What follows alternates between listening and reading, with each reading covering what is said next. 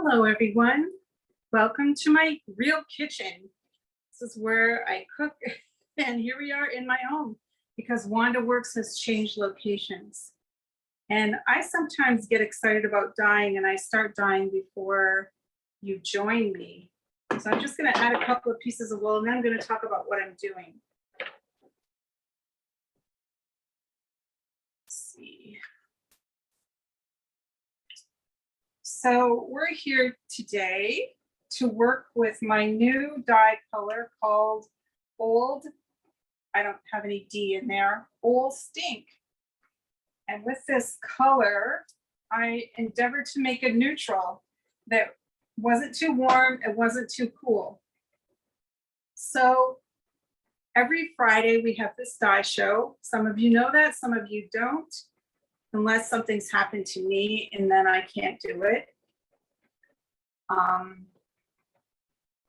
We have some sponsors this week, some extra wonderful aunties who donate money to keep this good dye show going, and that's Linda Kerwood and Michelle Wass, and I really appreciate your donations. It helps keep this great show ticking along. It's also sponsored by the Welcome Mat. That's where I actually teach, and there's a subscription for it. For instance, if you wanted to know more about this show and you wanted a record of it and you want to be able to watch it whenever you wanted to, or see the formulas, or go back and see what's happened in the past, because we have many of these dye shows. I've been doing it now for over a year and a half. So every week, you can imagine how many dye shows there are. So it also contains 1,000 million other delectable delights for you. And of course, Wanda Works Studio, that's where I am right now, and Magic Carpet Dyes, that's my dye company. So if you're interested in these dyes, you don't have to have them to enjoy what happens with color here and try to recreate it with your own dyes. But if you want them, go to wandaworks.ca. All right, so let's get talking about our new friend, Old Stink. Okay, here he is. He is a say nothing, do nothing kind of color. But when we have a color like this, it can do so much for us. This is when it's not been stirred so much. And this was well and violently stirred, this one here on top. So when we have a color like this, it allows us more expression with our other dyes. So my initial idea about having Old Stink was to be able to provide us with a way to calm down my other colors, which can be really high toned for some people. My colors are a mixing set, so most of them are made to be mixed with other colors. And that's why I love it so much, because every one of us, when we make our mixtures, can bring something really wonderful to the dye pot that we can't get when everything's kind of constructed for us. And the brighter our dyes are, the more interesting our mixes are going to be. Sorry about all the steam. So, you know, it's hot in the old dye kitchen. I wanted to be able to show you today and talk for a minute about making samples. So this is my sampling size when I want to make a sample. I don't always make it 1/16 of a yard, which is what this is. Sometimes I might make it 1/32 of a yard, or if wool is tight for people, make it 1/64 even, which would only be that much wool. So it's just by how much you divide your wool up. So here's 1/16. If I fold it in half, that's 1/32. If I fold that in half, it's 1/64. All you need to do is remember to keep your spoon measurement of dye equal to the amount of wool. So I would use 1/64 of a teaspoon of whatever color I'm sampling over this size. I'd use 1/32 teaspoon of dye over this size of wool. And I used 1/16 over this size of wool. And every time we would do that, this would turn out exactly the same. It would all be the same value. So if you don't have much wool, use a smaller amount, but it's really, really important that we understand what inside our jars lurks, what is the actual color in there? Because so many dyes have fashion names, and I'll confess to some of mine having fashion names too. I bought this dye company and I'm loath to change things that don't make any sense.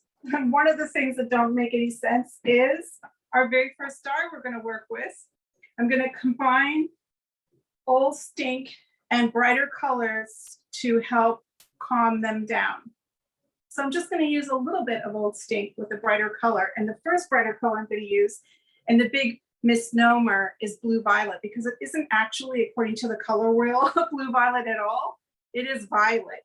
But, it irks me a little because I like us to use exact color names, but there's not too much we can do about it. So the measurement for this is going to be 1/16 teaspoon of blue violet. Only I can find it. Okay. And then I'm going to use 1/64 of Old Stink. Now, with each dye color I'm doing, I'm changing the amount of Old Stink I'm using according to the qualities of that dye. And so here's my Old Stink, 1/64 I need. I'm just going to clean this spoon off in here because it's going to all go in there anyway. It's really important that you don't want to contaminate your dye.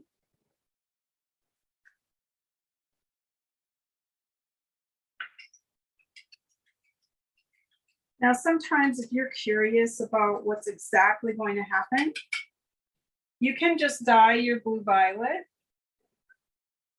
and then reserve a piece of your wool with just blue violet on it by sticking like a regular clothespin. Let's hope I have one. By sticking a regular clothespin over it somewhere, and that will just, when you take it away, you can see the difference between blue violet itself and blue violet with Old Stink added. So now I'm going to pour this in here.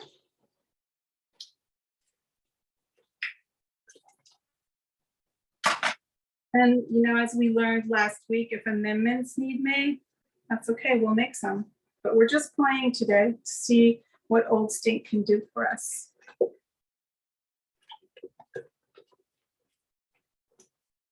Whenever I add in my wool, I like to stir quite a bit and get it going around there. So I can see already it's calmed this down a little. Probably for some people, they'd be like, oh, you need to add even more. Okay, so let's look at our lighter version and our medium version. I think both of them can have acid added now. Of course, a lighter color is always going to need less acid than a darker one. I'm just going to add a few grains here. Whenever we add acid too, it's also a good idea to stir. I just wanted to give you a good sampling for what it looked like. I'm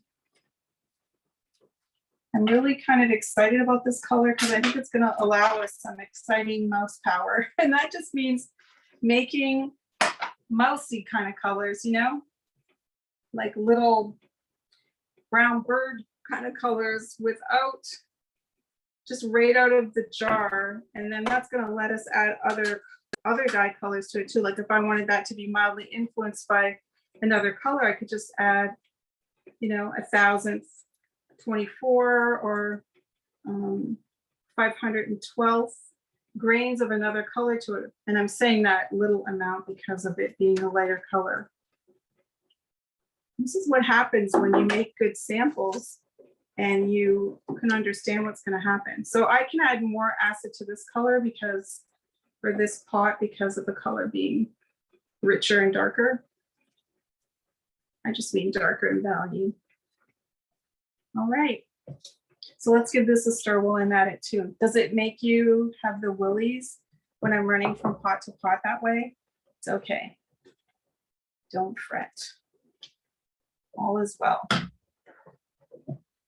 I think probably, I'm just going to give it a check, and this is how I just check my pots. I just take a measuring cup that's clear, and get a little bit of the liquid out of there. I can see that that one's done, and that's going to allow us to advance to our next color.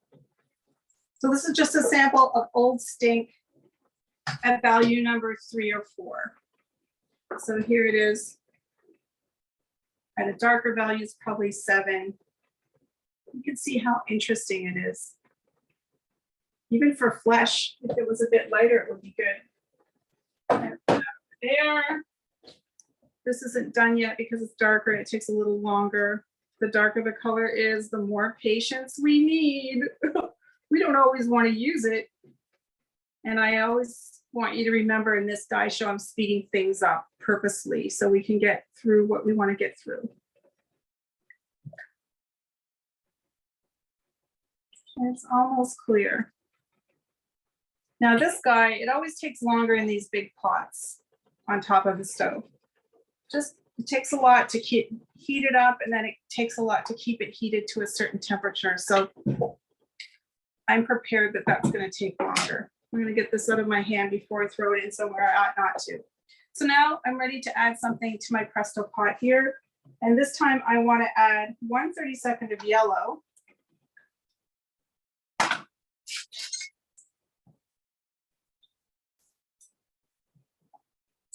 We're being really careful that I'm doing exactly what I'm saying for you so you can get the same results. I don't know if I said this, but I'm going to repeat myself. I'm in danger of it. But if you think you want to try some Old Stink, you can get it now on my website. You can get it in a 32nd or a 13-gram jar, which is this size. Or you can get it in a jar of this size and get 26 grams. However you want to stink it up. So 512. So that's like a quarter of a 1/128. So this is just going to be a few grains, and you can always use a toothpick too.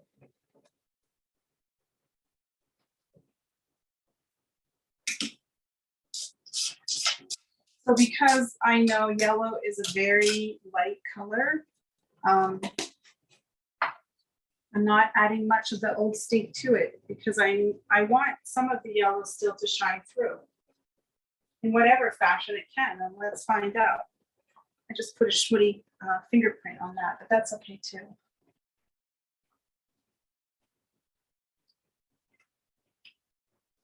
So my yellow is eye searing. If you make a sample of it, it'll be able to wake you up in the morning as an alarm if you put it beside your bed. It's pretty bright and intense and strong. So just let that take up a little bit. I'm going to check out this guy again. I think it's time I added acid to this pot.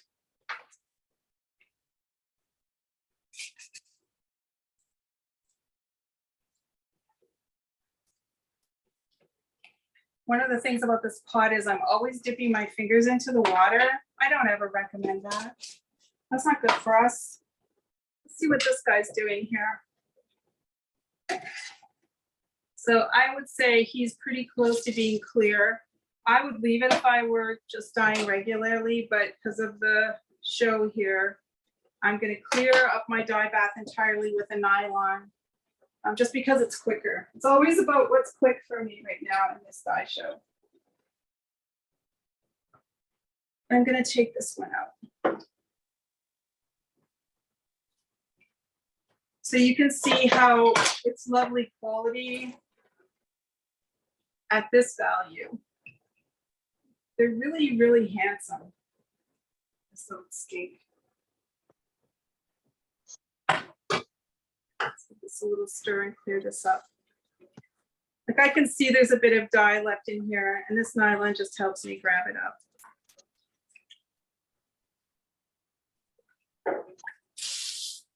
And it's just barely colored. This is how I know it's good for flesh. Like I can see the quality of it in its light and dark way, that it's going to be good for making flesh. All right.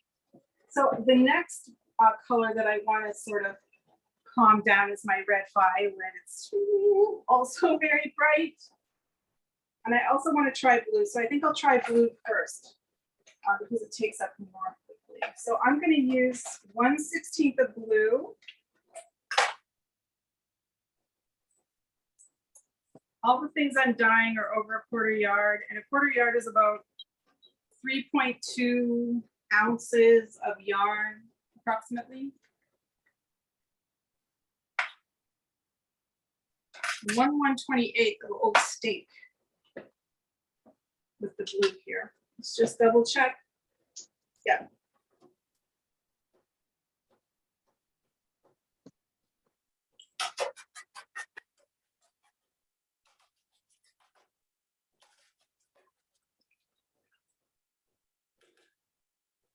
The reason I'm moving that and shaking that so much is I'm making sure that all the dye is out of my spoon, because we are carefully measuring. And if I don't get it all out, it's not so great.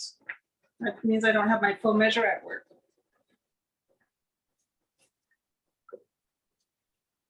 So in goes my quarter yard. I have soaked this wool previous to the beginning of the show. The Synthropol, that's my soaking and wetting agent of choice. See over there, she's got a gurgle on. I have to run and check on her in a minute. So I'm super pleased because I haven't done any testing with other colors yet with Old Stink.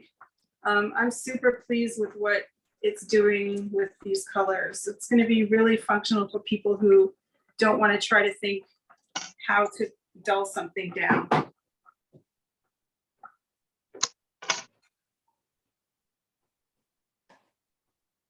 So this is all pretty clear, I think. I'm going to take it out. So here's my yellow, which is eye-popping usually, dyed with Old Stink. Isn't it beautiful? Okay, let's pop this over here. It's hot. And I'm also going to clear out the dye bath in this little container because I'm going to continue on doing this. Now, sometimes when I have a victim, I'm dyeing and it's not taking up very quickly, and it's not yellow, I will try to add more acid, but I don't want to over acid this pot because I'm going to use this water again. So I'm going to be judicious. The other thing that I like to do sometimes is just add a lid onto it. But my lid is way off behind you, so I won't be adding the lid right now. Oh, all the best laid plans. Let's go back to our blue. One of the things about blue is it just takes seconds to take up. So this is going to be a little bit abrashed because I had acid in this water. I probably should have cooled it down. You know how I like to do that by adding cold water to my dye bath. But that's already taken up. So look what it did to my blue. I'm really pleased with that. All right. What else we're going to do. So the last color is red violet, as I said, and I'm going to use the same measurements as I did with the blue. So 1/128 of Old Stink and 1/16 of red violet.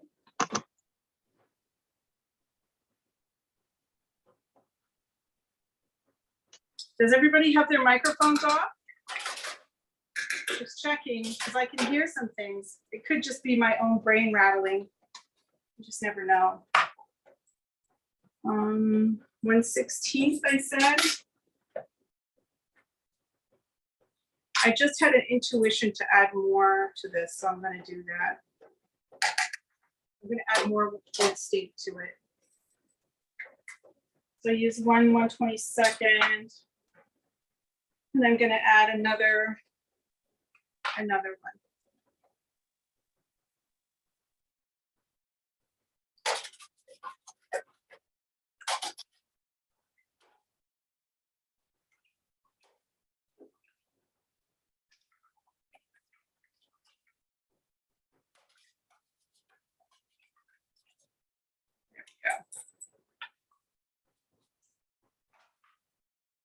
I also have to push my sleeve up because I've got a great, I don't know why they do this, this company I get my clothes from. They always leave these long trails on the seams. But when I'm using my gas stove, I don't really feel that's a good thing to be doing. Having a long trail hanging down. Look at that. Whew. You get in there. You don't need that catching fire. All right, so here I go, adding this into my Old Stink and my red violet mixture. Oh, am I ever glad I added that little bit of extra Old Stink. That's handsome. I'm gonna add some cool water too. It's getting shallow and it's hard for me to move it around quickly enough for the temperature it's at. You know me, you know, I'll take a solid color over a mottled one any day. Okay, there we go. So me adding that water helped to cool things down. It also gave me more room to push this around and through the dye. It's good to have low immersion dyeing tricks under your hat, but I don't want one right now. And you know I do plenty of that low immersion stuff. So I'm getting pretty close to that being cleared up. I've got nylons here, which I will now, this is the tiny bit of yellow that was left. I'm going to add this into this pot. I'm going to take this wool out. Now I'm going to really rinse this wool well, more than even I do when I have let the water clear, because there is a little bit of dye left in it probably. For sure there is. Let me show you that again. And also I have yellow in the sink over here, and I'm not going to add this violet right on top of my yellow because it will leave a stain. So let's take a look at this and see how much is left in here. So there's still a bit, but when I look at my pot, it looks pretty dark. So sometimes looking in your pot doesn't tell all. Just going to give this another little shake. Now I want to move to combining Old Stink in even amounts with my colors. So we'll start with this pot, and it also is too hot and getting low in water. So I'm mindful of that. I'm going to cool that down, add a little bit more water. This time we're going to use 1/32 of Old Stink and 1/32 of Moss Green. I always love when I can't even find the color I just said. So this is 1/32. So here's my 1/32. If you have those special dye spoons, that's a smidgen. And then 1/32 of Old Stink. I'm going to keep steady with these measurements. I'm always going to use throughout this whole end of the dye show the same measurement of every color, so we can compare them.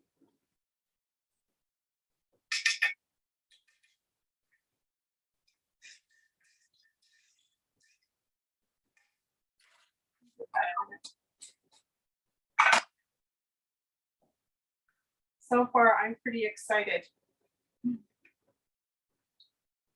I hope you are too. So now let's get our new piece of wool.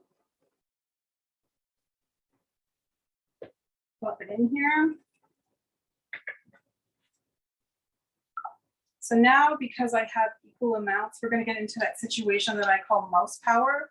We're going to get these really interesting, barely there colors. And when you can have those, it makes making things like landscapes or having an area in your rug be quieter, so that it allows something that's your main motif to shine more. It's good stuff. We have to have dull things and more brightly colored things in a rug for it to shine.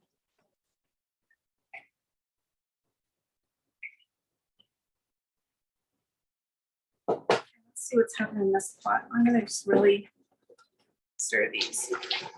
So when I'm stirring like this, yeah, I have to be careful. I've already burnt my hand like 14 times, but it's really pushing the dye through. Let me see what my other color is. Oh, okay. I'm going to put chocolate brown in here with the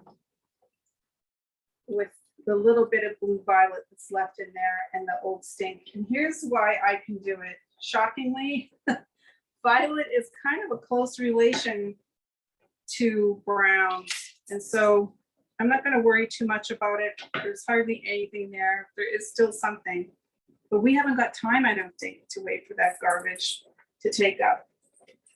So 1/32 old stink, the smallest, if you wanted to replicate this, the smallest smattering of just a few grains of blue violet. And then chocolate brown.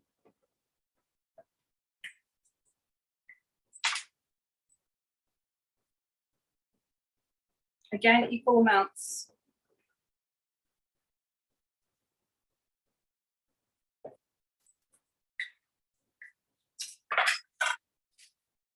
Sometimes when I'm doing this, I feel like I'm not looking at you enough and I'm not paying attention.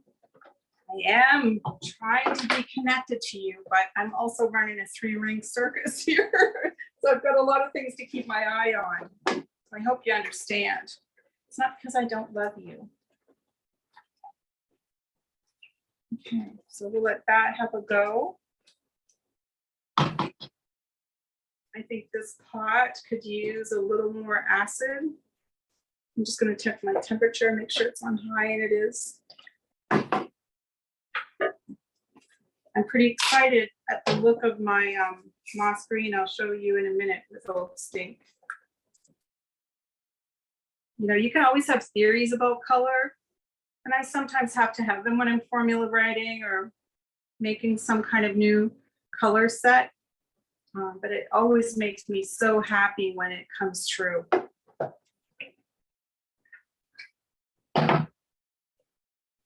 So the camera has followed me. I'm going to go over a little bit more. Look at that. Probably the people who like bright colors are going, oh my. But I have to tell you, like I said before, if you want something to really be glorious, we also have to have these wonderful mouse power colors. All right, so the next one we're going to do is orange. But I don't have a free pot, and I'm really excited to move to orange because I can't wait to see what that looks like. Orange is a difficult color to control. We love orange, and we need it a lot, especially if you like to make themed rugs, like if you make a fall rug. Boy, we really need orange, but it can be very garish and hard to look at. This is going to help us a lot if we ever have a pan free. Hey, you know what? I think this is a good time for you guys to turn your microphones on, and we'll have a little question period if you indeed have any questions.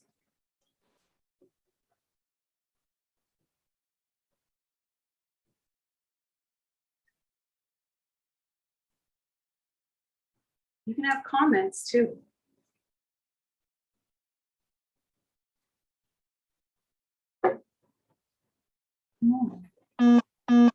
Hi, Wanda, it's Liz. Hi, Liz. Can you talk up? Speak up I more? beg your pardon? I don't know. Truthfully don't. I'm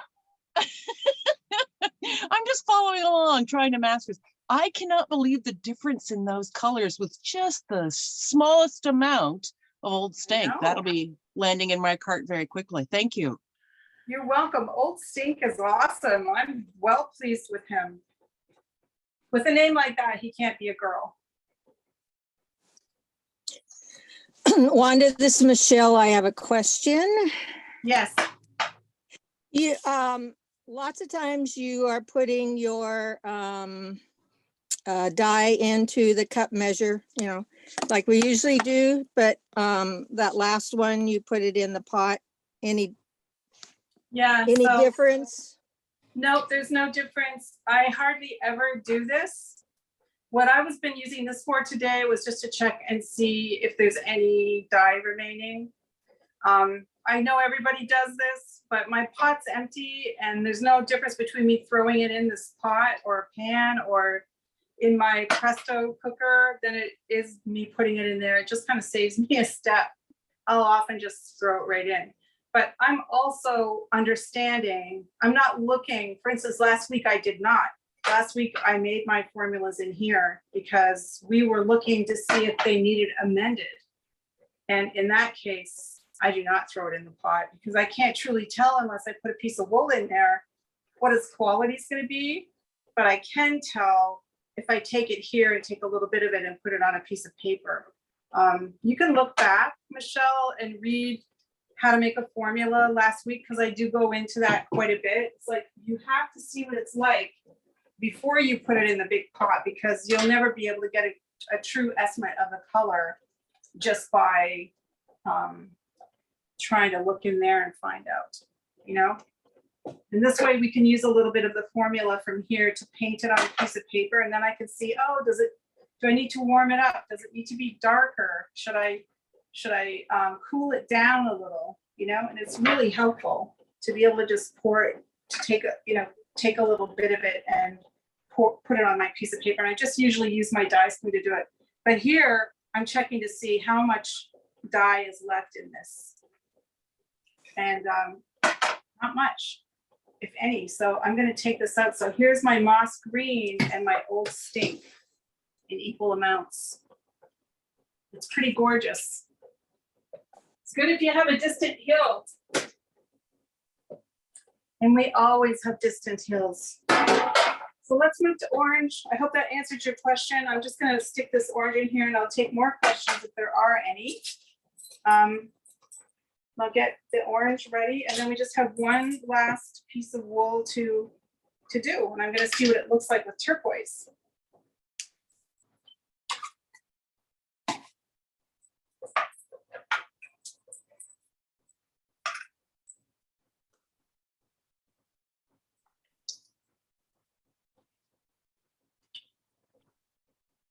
Go. I have a rule too: lid off, lid on, because that's where the couple of dangers of dyeing is leaving your lid off your dye container, because it can spill. And that is not good. The other one is the steam. Like you just saw how I gave my fingers a couple of nicks there when I was really stirring hard. Oh boy, this color is also making me very excited.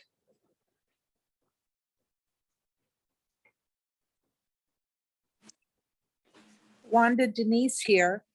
Hi, Have you- Denise. Have you tried dyeing this over a oatmeal or not white, and what might the results be? Yeah, it barely has any difference. But it'll just be slightly duller then, even so, right? Because oatmeal's not that far away from white in the whole scheme of things, and this is a dark dye. So yeah, you'll just notice it being slightly warmer, maybe a quarter of a value darker. Depends on the oatmeal though, Denise, because they can vary widely too. So yeah, you'll still get these beautiful, interesting colors. If I wanted to dye it over a cool gray too, it'll just make it a little bit cooler. So whatever is happening underneath is just gonna bring it ahead when it's lighter. But as it gets darker, you won't even know what you dyed it over if you're in a certain value range. It won't change that much. It's all about how hard we press our pencil, right? How much we put in of that old stink. So here it is over chocolate. And this has turned quite a beautiful and interesting color as well.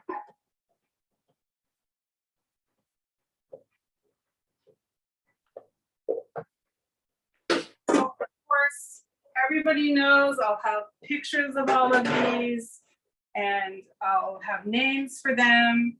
I can hardly wait. I thought, isn't Stinkerella a good name for a formula?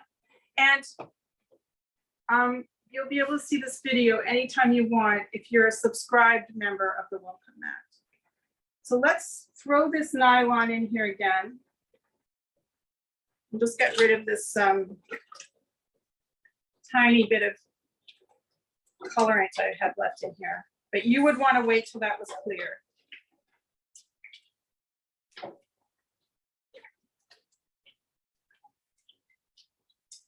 It's hardly any of that. And now I'm going to do the same thing as I've done with these other colors, but with turquoise. and Old Stink. Whenever I get a new dye, well, I didn't get one, I made one, but I often like to just dye it over all of my other colors in equal amounts. And I think I might do that for the people who buy Old Stink. And I'm definitely gonna put on the welcome mat where it shows it dyed in equal amounts with all the other colors, because it's really beneficial to understand what's gonna happen. And of course, once we have a formula, if we need it darker or lighter, all we need to do is just change our dye spoons then, you know? Use a bigger one for a darker color and a lighter one, a lesser one, a smaller one for a lighter color. Sometimes we make these formula transition things so difficult, but it's really easy by just changing our spoon. Okay, so I'm, nope, a little bit of dye stuck on there.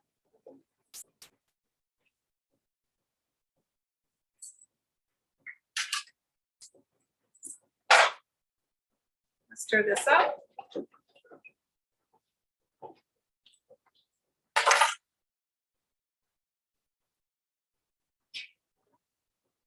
First, I had some on my thumb, but seeing as it's going to be turquoise anyway, and that's the color that was on my thumb, well, that's what we're going to get. Look at that. I seriously love making grade colors, so you're going to have to excuse me. I get very excited by them. Ooh, that's amazing.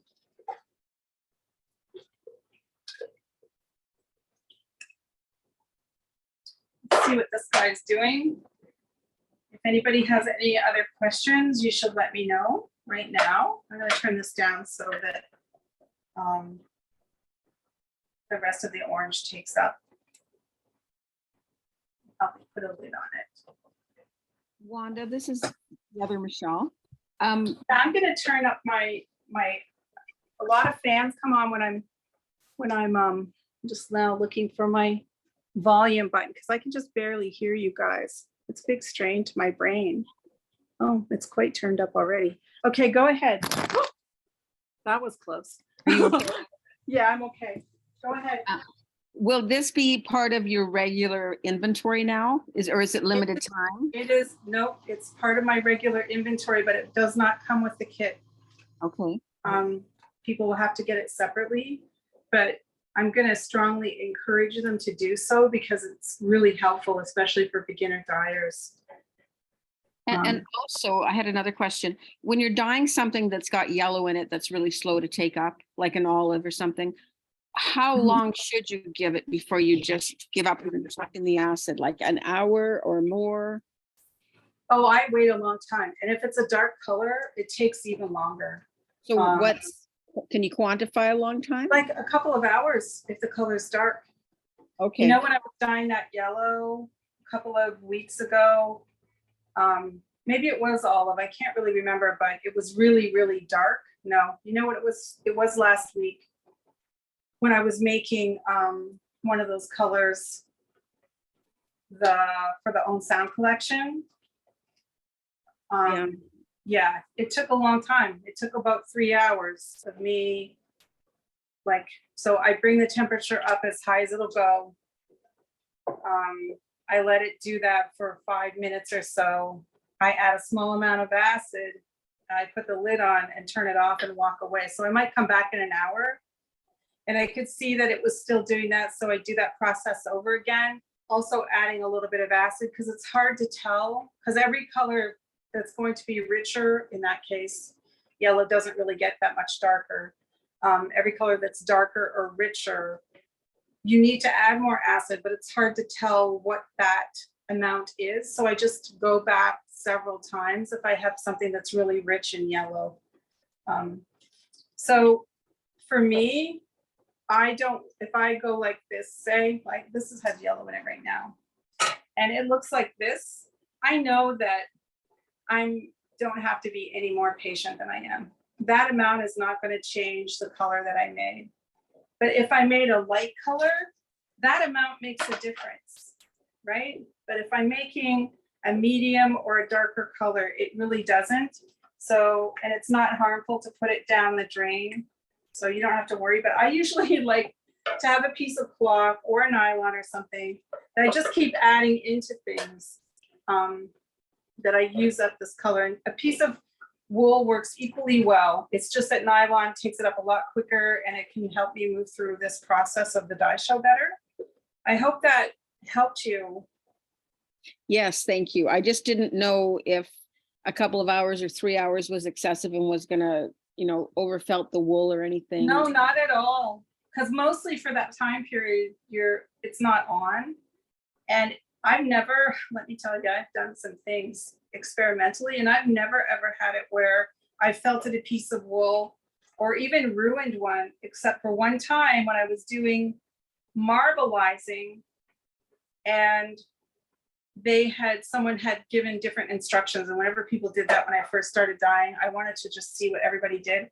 And the amount of soap they had adding to that, it destroyed the wool. It felt like wet leather. And then if you just gave it a little tug, it just shredded into bits. So that's the only time I've ever had a situation where things have been sort of, ruined. So I don't think with these regular practices I'm telling you that's going to happen. So here's the red violet now. It's beautiful. Here's my turquoise.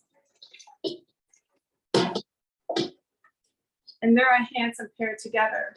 So it's just quieted them down in a way that makes it look like other colors you see in rugs and hooking. I'm gonna go get these other ones in the sink here so we can look at them all together.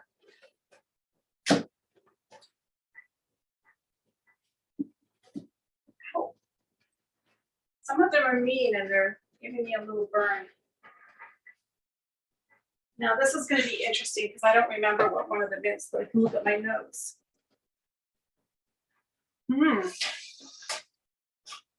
Here's the yellow.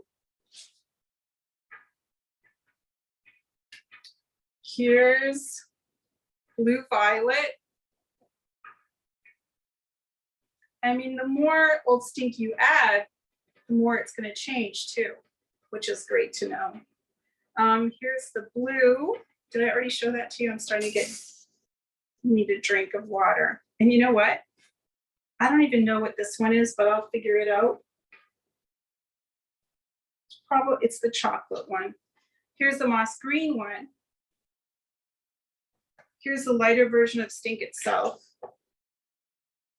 And the medium version and the dark version of it. So you can see even this is like a super useful color to have in your stash. And then here's the red violet and the turquoise. If you're questioning the blue and the turquoise, if they're alike, let me show you.